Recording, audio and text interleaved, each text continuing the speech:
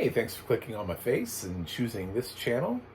John Stark from MacMovieGuy.com. I'm a blind film critic, and I do from time to time review TV shows. And I'm a big fan of the Walking Dead universe, so make sure you click that subscribe button. Seriously, click it now because you're probably not going to want to click it later. I'm telling you this as a friend, you're not going to want to click it. Let's go ahead and jump into this. This is the newest Walking Dead series. This is unwatchable. This is absolutely totally unwatchable. It's on AMC Plus, and it is it's the newest Walking Dead spinoff, and it does not have audio description because AMC hates blind people apparently, and just refuses to ever put audio description on anything. They like to send out little emails to those of us to say we'd like to provide more audio description in the future. That's so vague. It's like, there's a lot of things I'd like to do. You know, there are a lot of kids out there that are like, I'd like to have a unicorn. Will we ever is there a plan to get a unicorn? Because it doesn't exist. So when you say, I'd like, it's pretty, do you not know how to acquire audio description? Do you need help? Can I give you some, like, links to some audio description? What is the holdup? Like, what, you know, I was told that a year ago, and they're still telling people that. So obviously you don't want to provide audio description, or you would be. It really is not that hard to provide audio description. You can't just keep telling people how you would like to provide audio description in the future and then not provide it. We're in the future from the last time you told me, and there's still no audio description. So this is unwatchable, and it's in French for most of it. So I had a lot of fun watching this. I've been in love with the Walking Dead universe since the very beginning. I watched the very first episode of The Walking Dead live, and I used to stay up with my friends and my roommates and watch episodes and watch Talking Dead afterwards. And I've watched all the spin-offs. I did not finish Fear the Walking Dead. I left that show, I don't know, somewhere. I can't remember where, but somewhere. I think around the nuclear explosion, I stopped watching Fear the Walking Dead. I was like, what? There are nukes now? Okay. This is ridiculous. I only watched the first season of the CW version, the one with the teenagers. That was not very good either. So, but I did watch all of Dead City. I like that. I love Negan. And I was hoping to watch the Daryl Dixon spinoff.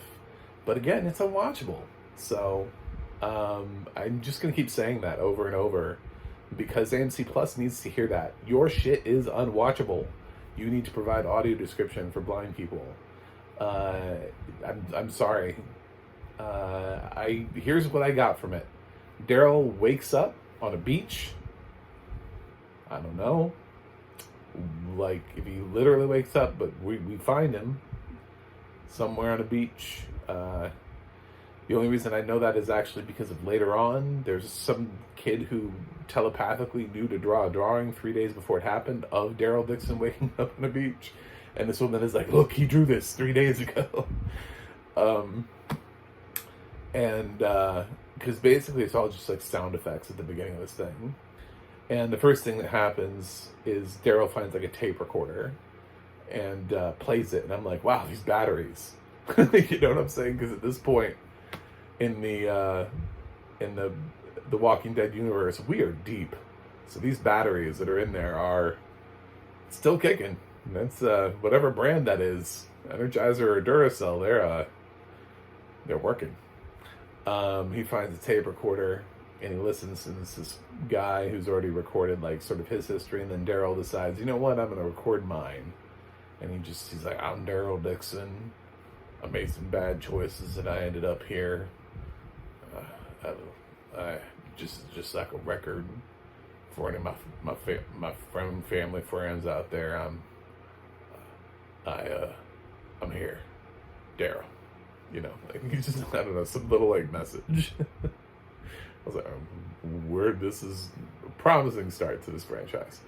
Then some stuff happens. It's really hard to tell what happens because, again, everyone but Daryl speaks French. So, I think he gets kidnapped by nuns. I wish that was a joke. He first interacts with a woman and an old guy, and the woman is like, "Do you have any bandages for my old father here? We have a rabbit to trade."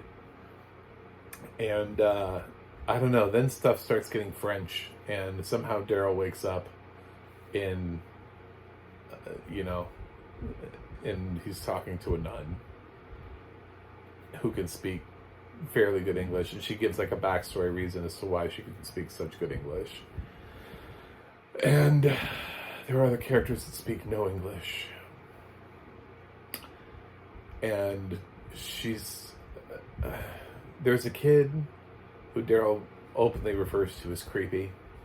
He kind of is. He's just one of those kids that has no social skills because he hasn't been around any other kids. So all he's been around is adults. So he's one of those kids that acts wise beyond his years.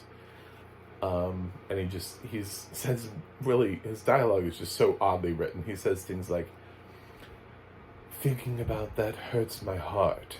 And I'm like, okay, you are an odd one for certain. However, the people in this camp believe he's the Messiah. And that is what this show is about. Is Daryl has to take this kid, the Messiah, to a new place where he will be safer. Because they think that because the boy drew a picture of Daryl 3 days before meeting Daryl, that is even a greater sign of this kid being the Messiah. So they make a deal with Daryl because the place where he needs to go has boats, and he's in France, which is obviously not where he wants to be. And I suppose if he takes these people there in future episodes, whenever, but this has already been renewed for a second season, so I can tell you it's gonna be a while. Daryl might eventually head back to America. I am so intrigued how they're reincorporating Carol back into this show, because she changed her mind and decided she would do the spinoff.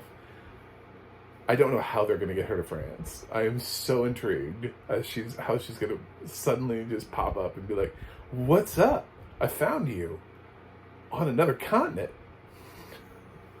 My tracking skills that I acquired over a long period of being an abused housewife are just on point.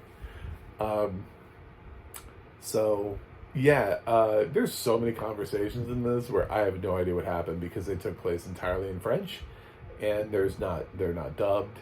There's no alternative audio track for me. There's nothing, just a lot of French. So really, like, the lesson that I learned from this series was, A, don't go blind, because AMC will not do anything to help me. No matter how much I love the Walking Dead universe or how much I ask them to, they will never add audio description to any of these shows. And 2, I need to try time travel back in time to tell my child self to learn French and become incredibly fluent, because one day I will need it to be able to watch the Daryl Dixon show. I am very displeased. I'm going to keep watching the show because somebody has to keep telling AMC Plus that this is unacceptable, that this behavior of theirs, this lack of accessibility is not right. So maybe it feels a little too strong for me to say that AMC hates blind people, but I feel like they do. I feel like they hate me. So that is a legitimate feeling that I have in my soul. I feel like I loved The Walking Dead for years, and then I went blind, and I had to stagger through the last couple seasons.